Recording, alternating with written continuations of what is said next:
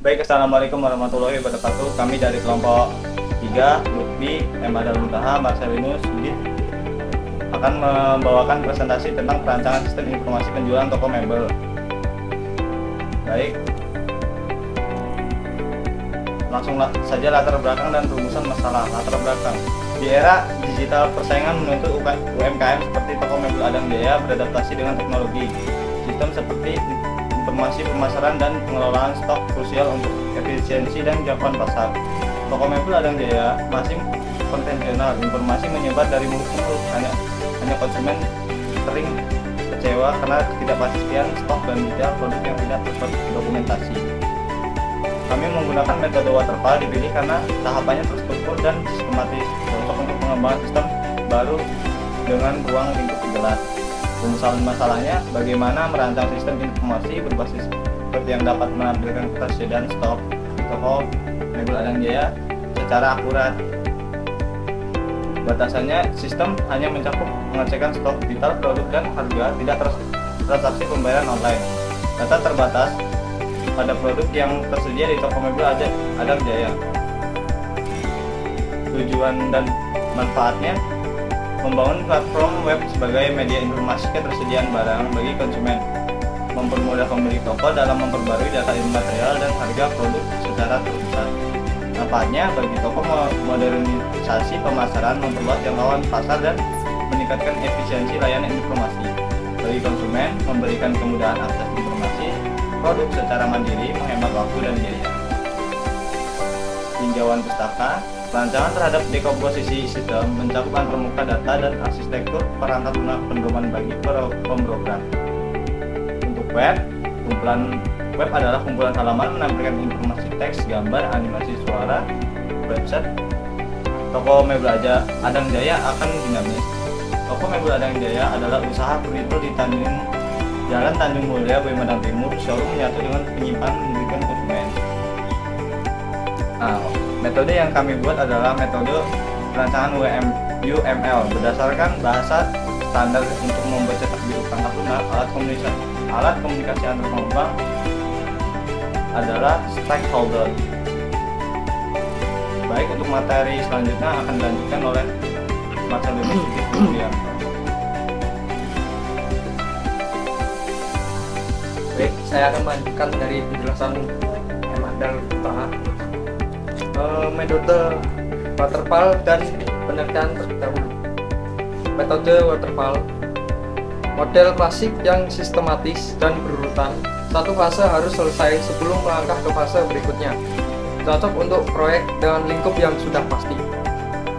Yang satu, tahapan analisis kebutuhan, desain sistem, implementasi, pengujian, deployment, pemeliharaan. Yang kedua, kelebihan justru jelas, dokumentasi lengkap, mudah dikelola. Yang ketiga, kekurangan, tidak fleksibel terhadap perubahan, sulit perbaikan di akhir. Terus, tahapan penelitian, tahap pengumpulan data.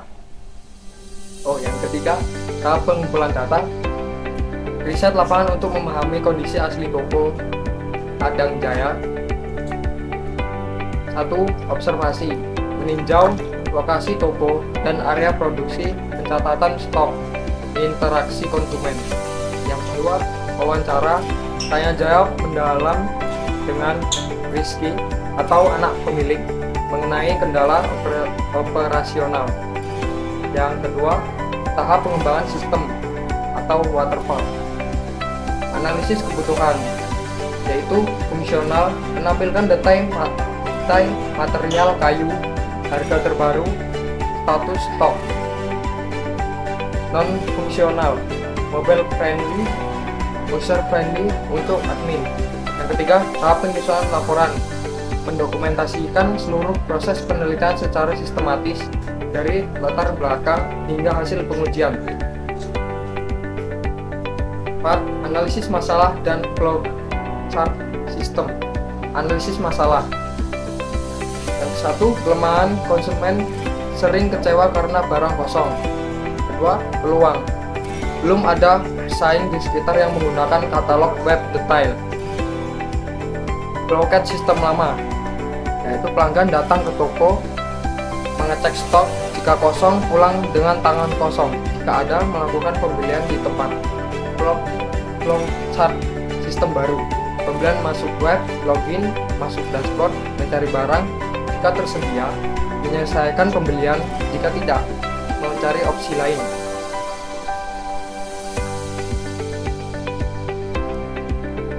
Baik, materinya akan dilanjutkan oleh Lutfi Kurniawan. Ya, saya akan melanjutkan presentasi tadi dari rekan tim saya. Use case and class diagram. Use case diagram. Kedua aktor wajib login. Custom, input, dan user melihat stok. Membeli produk. Admin mengelola data user, stok, pembelian, dan laporan pembelian. Analisis relasi. Yang pertama, include. Fungsi manajemen admin secara otomatis mencangkup fungsi dasar customer atau misal pengelolaan data user mencakup input data user. Extern fungsi tambahan opsional, misal pengelolaan laporan pembelian merupakan perluas dari pengelolaan pembelian. Class diagram, gambaran struktur sistem dengan 4 kelas utama: customer, ID, ID user, nama, alamat, email, ID pembeli, input, view, buy, buy, barang, ID barang, ID stok, nama barang, detail barang, view save, admin, ID, admin, ID barang, nama pengguna, kata sandi, edit, view, delete, dan save. Dan laporan,